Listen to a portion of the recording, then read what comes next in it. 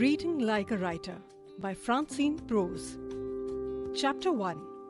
क्या आपको art of close reading के बारे में पता है? क्या आप भी जानना चाहते हैं कि एक मास्टरपीस नॉवेल को कैसे लिखा जाता है? अगर आप सोचते हो कि इसे सीखने के लिए आपको कोई राइटिंग वर्कशॉप ज्वाइन करना पड़ेगा, तो फिर आप गलत है। ऐसा कुछ भी नहीं करना पड़ेगा। इस समरी के चैप्टर्स आपको पढ़ना भी सिखाएंगे और लिखना भी। इस समरी के जरिए आपको बहुत कुछ सीखने को मिलेगा। अगर आपको साहित्य से प्यार है, तो फिर ये किताब आपके लिए किसी परीक्षा की गाइड से कम नहीं है।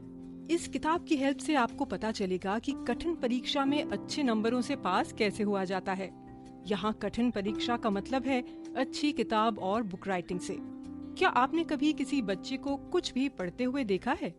अगर नहीं देखा है, तो अब देखिएगा। जब आप किसी बच्चे को कुछ भी पढ़ते हुए देखेंगे, तो आपको पता चलेगा कि वो किसी भी चीज को बड़े ध्यान से पढ़ते हैं। बच्चे बड़ों से बेहतर क्लोज रीडर होते हैं। जैसे जैसे हम बड़े होते हैं, वैसे वैसे ही हम इम्पेशेंट भी हो जाते हैं। हम कम समय में काफी कुछ पढ़ना चाहते हैं। हम जल्दी जल्दी पढ़ना भी सीख जाते हैं। इसे स्किम रीडिंग कहा जाता है। हमें इसी तरह की रीडिंग की आदत पड़ जाती है। हम कम से कम समय में ज्यादा से ज्यादा जानकारी इकट्ठा करना चाहते हैं। ये कहना भी गलत नहीं होगा कि हम जंक फूड की तरह फूड्स को कंज्यूम करने लगते हैं। ऐसा नहीं है कि स्किम रीडिंग से कुछ फायदा नहीं होता है। कई सिचुएशंस में इस तरह की रीडिंग फायदेमंद होती है। लेकिन जब कभी लिटरेचर की बात आती है, तब हमें स्किम रीडिंग से परहेज करना चाहिए। अगर आप लिटरेचर को जल्दी जल्दी खत्म करने की कोशिश करेंगे, तो फिर आप शब्दों की आत्मा को ही खत्म कर देंगे। इसलिए लिटरेचर को पढ़ने का एक अलग ही तरीका होता है। ग्रेट लिटरेचर से आप क्या समझते हैं? ग्रेट लिटरेचर के कई सारे मतलब होते हैं। उसके शब्दों में जितना आप डूबते जाएंगे, उसके नए नए मतलब आपको समझ में आते जाएंगे। इसलिए लिटरेचर को बड़ी सावधानी और पेशेंस के साथ पढ़ना चाहिए। लिटरेचर पढ़ना कोई पानी पूरी खाने जैसा नहीं होता है कि फट से मुंह में डाले और निगल लिए। अगर आप लिटरेचर को समझना चाहते हैं, तो फिर आपको उसके हर एक शब्द के ऊपर गौर करना पड़ेगा। लिटरेचर पढ़ने के लिए आपको अपनी रीडिंग को स्लो डाउन करना पड़ेगा। आप अपनी रीडिंग को जितना स्लो करेंगे, उतना ही फायदा आपको होगा। इसका रिवॉर्ड नॉलेज के रूप में आपको मिलेगा। इस रिवॉर्ड को आप कभी भी पैसों से नहीं खरीद सकते हैं। इसके लिए आपको सही ढंग से किताब को पढ़ना होगा। चैप्टर 2. प्लॉट और कैरेक्टर डेवलपमेंट के लिए शब्दों का चुनाव सही होना चाहिए। ऑक्सफोर्ड इंग्लिश डिक्शनरी के अनुसार इंग्लिश लैंग्वेज में 1,70,000 शब्दों का यूज किया जाता है। इसका मतलब साफ है कि किसी भी राइटर के पास ऑप्शन काफी ज्यादा हैं। लेकिन यहाँ पर लेखक के सामने ये चैलेंज रहता है कि वो इतने शब्दों में वो एक सही शब्द का चुनाव कैसे करें जो कि उसकी बात को सही ढंग से रीडर्स के सामने रख दे। किसी भी फिक्शन को ग्रेट बनाने के पीछे उसमें यूज हुए शब्दों का बहुत बड़ा योगदान होता है। इसलिए जब कभी भी आप किसी भी नॉवेल को पढ़िएगा, तो ये कल्पना करने की कोशिश करिएगा कि राइटर इस शब्द की जगह कौन सा शब्द यूज कर सकता था, या फिर जिन शब्दों का उपयोग राइटर ने किया है तो क्यों किया है। अगर आप ऐसा करते हैं, तो फिर आपकी इमेजिनेशन पावर बेहतर होती जाएगी। इसी के साथ इस बात को भी याद रखिएगा कि किसी भी नॉवेल को ग्रेट उसकी पहली लाइन ही बना देती है। ज्यादातर ग्रेट नॉवेल्स की पहली लाइन बहुत इफेक्टिव होती है। अमेरिकन राइटर की एक नॉवेल है जिसका नाम है द ग्रैंडमदर। इस नॉवेल के पहले 2 शब्द ही इतने प्रभावशाली हैं कि वो आपको बता देते हैं कि नॉवेल की थीम क्या होने वाली है। फिक्शनल नॉवेल को अगर आप पढ़ रहे हैं या फिर आप फिक्शनल नॉवेल लिखना चाहते हैं, तो फिर एक बात सबसे जरूरी होती है, और वो ये है कि आप अपने नॉवेल के कैरेक्टर को कैसे इंट्रोड्यूस करते हैं। किसी भी नॉवेल का ये फेज बता देता है कि उसके राइटर के पास एक्सपीरियंस कितना है। किसी भी किताब में जब भी कैरेक्टर के बारे में बताने की बात आती है, तो वहाँ पर शब्दों का चयन काफी इम्पोर्टेंट हो जाता है। उस फेज में राइटर के तौर पर आपकी जिम्मेदारी ये बनती है कि आप सही वर्ड्स का सिलेक्शन करें। अगर आपके शब्दों में वो गरिमा होगी, तो फिर रीडर्स भी आपकी किताब से खुद को कनेक्ट कर सकेंगे। किसी भी किताब की राइटिंग के समय फैंसी शब्दों का भी महत्व होता है, लेकिन आपको ये ध्यान रखना होगा कि फैंसी शब्द दाल में नमक की तरह होते हैं। इनका सही इस्तेमाल आपको आना चाहिए। फैंसी शब्द रीडर्स को आकर्षित कर सकते हैं, लेकिन इनका यूज कहाँ, कैसे और कितना करना है, ये आपको मालूम होना चाहिए। अगर आप हर जगह फैंसी शब्दों का ही यूज करने लगेंगे, तो फिर रीडर्स भी बेवकूफ नहीं है। वो आपकी तकनीक को समझ जाएंगे और उन्हें इरिटेशन भी होने लगेगी। किसी भी किताब को लिखते समय आपको ये भी ध्यान रखना है कि इमोशन का सही इस्तेमाल हो सके। रियल लाइफ में हमारे इमोशंस हमारे शब्दों से ही दिखते हैं, इसलिए नॉवेल को लिखते समय भी हमें हमारे शब्दों का ख्याल रखना है। हमें ये कोशिश करनी चाहिए कि जहाँ भी इमोशन से जुड़ी हुई बात हो, वहाँ पर इमोशन से कनेक्ट करने वाले शब्दों का ही यूज किया जाए। कई जगह ये बताया भी गया है कि कठिन शब्दों में बड़ी चीजें लिखना बहुत आसान है, बल्कि सरल शब्दों में अच्छी चीजें लिखना काफी ज्यादा कठिन है। इस बात से इस किताब के ऑथर भी सहमत हैं और आपको सलाह देना चाहते हैं कि राइटिंग के समय ऐसे शब्दों का चयन करें जिससे आम लोग आसानी से कनेक्ट कर सकें। कभी कभी ऐसा भी होता है कि हम फैंसी शब्दों के चक्कर में पड़कर आसानी से समझा देने वाली बात को काफी ज्यादा कठिन बना देते हैं। किसी भी किताब को लिखते समय हमें इस गलती से बचने की कोशिश करनी है। आप कोशिश करिए कि अपनी बात को आसानी से रीडर्स के दिमाग में बैठा सकें। अगर आप आसानी से किसी भी सिचुएशन को समझ सकते हैं तो फिर आप भी राइटर बन सकते हैं। मुश्किल शब्दों का उपयोग करके आप ज्ञानी कहला सकते हैं, लेकिन अगर आप इसी तरह से लिखने लगेंगे तो फिर रीडर्स कभी भी खुद को आपसे कनेक्टेड नहीं समझ पाएंगे। इसलिए खुद के लिए नहीं बल्कि दूसरों के लिए लिखने की कोशिश करिए। मान लीजिए कि आपने अपनी किताब में बहुत बड़ी और अच्छी जानकारी दे दी है, लेकिन आपकी भाषा इतनी कठिन है कि लोगों को समझने में ही दिक्कत हो रही है। तब क्या होगा? कुछ लोग किताब पढ़ भी लेंगे तो आगे वालों को क्या बताएंगे? बोलेंगे कि किताब की लैंग्वेज बहुत हार्ड है। कई लोग तो आधी किताब पढ़ेंगे फिर पढ़ना ही बंद कर देंगे। इससे क्या होगा? आप जो भी संदेश या कहानी लोगों तक पहुंचाना चाहते हैं वो आगे बढ़ ही नहीं पाएगी। इसलिए लिखते समय इस बात का ख्याल रखिएगा कि आसान से आसान लैंग्वेज में लोगों तक बढ़िया से बढ़िया कंटेंट दे सकें। इसके साथ ही साथ आपको ये भी ख्याल रखना है कि प्लॉट के डेवलपमेंट के लिए सही शब्दों का चुनाव होना चाहिए। वो खूबी आपके अंदर कैसे आएगी? अगर आप नए राइटर हैं तो ये खूबी आपके अंदर तभी आएगी जब आप ज्यादा से ज्यादा किताबें पढ़ेंगे। इसलिए कहा भी गया है कि लिखने से पहले पढ़ने की आदत डालनी चाहिए। चैप्टर 3 ब्यूटीफुल सेंटेंस क्या होता है? किसी भी वाक्य या फिर सेंटेंस को सुंदर क्या बनाता है? ये सवाल जितना सुंदर है उसका जवाब देना उतना ही कठिन है। ये वैसी ही चीज है जिसे खुद पढ़कर ही एक्सपीरियंस किया जा सकता है। ये ठीक इश्क की तरह है। इश्क की खूबसूरती का एहसास आपको तब तक नहीं हो सकता है जब तक आप खुद उन गलियों से ना गुजरे हों। भले ही किताबी ज्ञान आपके पास कितना भी क्यों ना हो, लेकिन ये ज्ञान आपको फायदा तभी देगा जब आप खुद उस फील्ड के खिलाड़ी बनने की कोशिश करेंगे।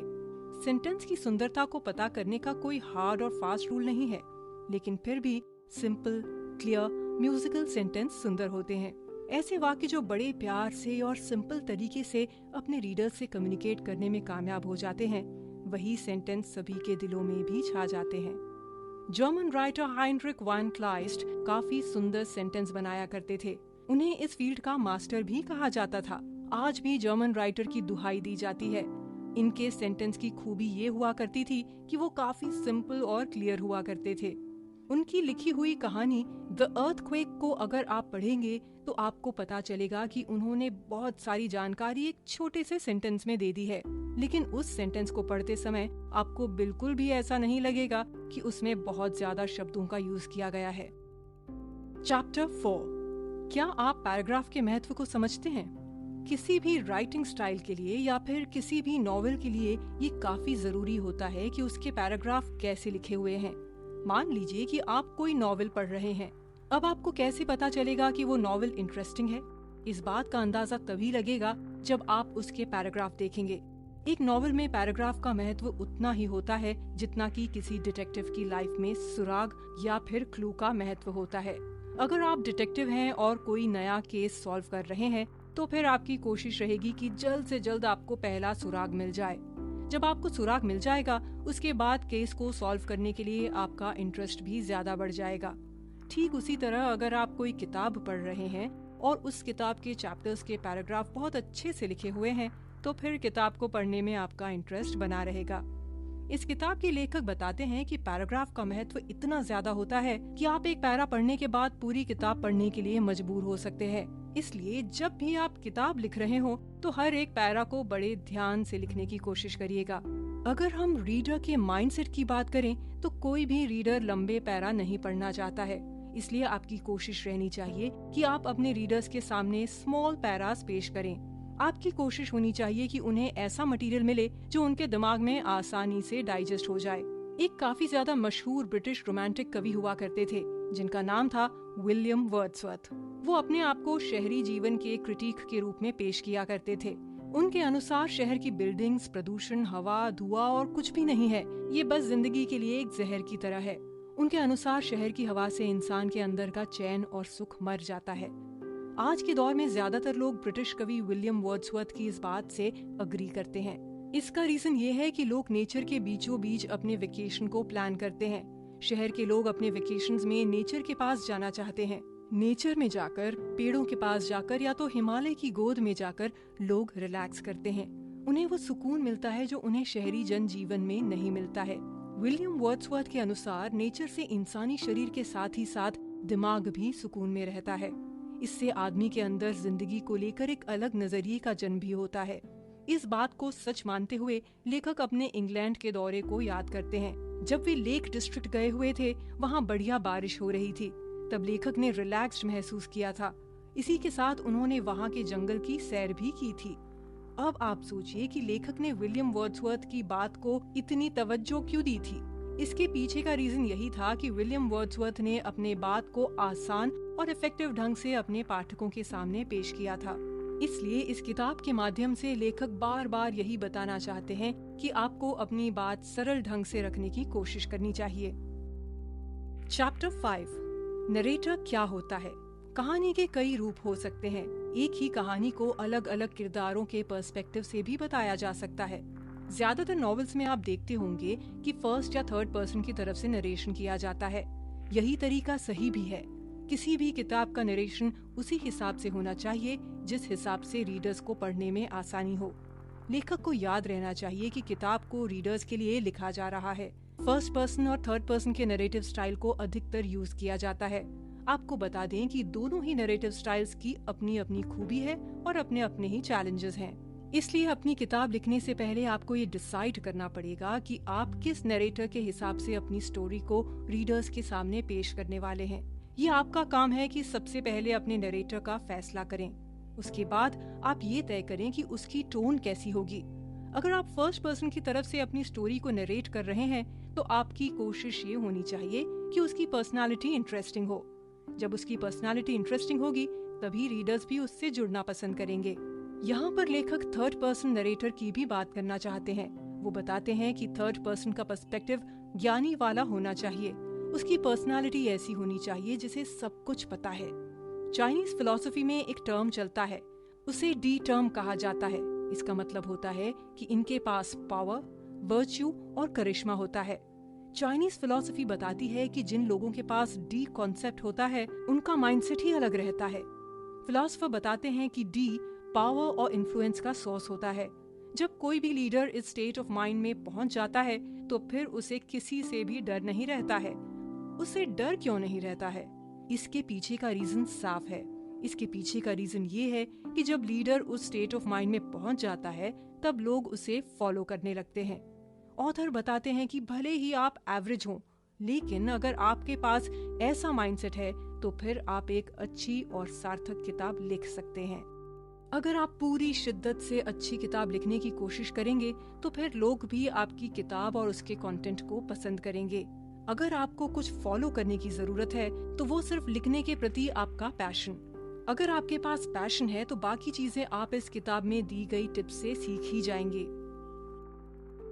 चैप्टर 6, एक्शन, थॉट्स और डायलॉग के महत्व। लिटरेचर की दुनिया में 3 चीजें आपको डिफाइन करती हैं। आप क्या सोचते हैं, आप क्या करते हैं और आप क्या कहते हैं। किताब पढ़ने वालों को इस बात से कतई फर्क नहीं पड़ता है कि आप कैसे दिखते हैं। साहित्य की दुनिया में हर उस शख्स की कद्र होती है जिसके पास अच्छा या कुछ सार्थक सोचने या लिखने की कला होती है। क्या आपने कभी सोचा है कि लेखक एक्शन, थॉट और डायलॉग को क्रिएटिव कैसे करते हैं, या फिर लेखक कैरेक्टर डेवलप कैसे करते हैं? इसके लिए अलग अलग राइटर अलग अलग तकनीक का इस्तेमाल करते हैं। कई राइटर्स कैरेक्टर के एक्शन से उसकी पर्सनालिटी को डिफाइन करते हैं, वहीं कई लेखक थॉट और डायलॉग से कैरेक्टर को डिफाइन करने की कोशिश करते हैं।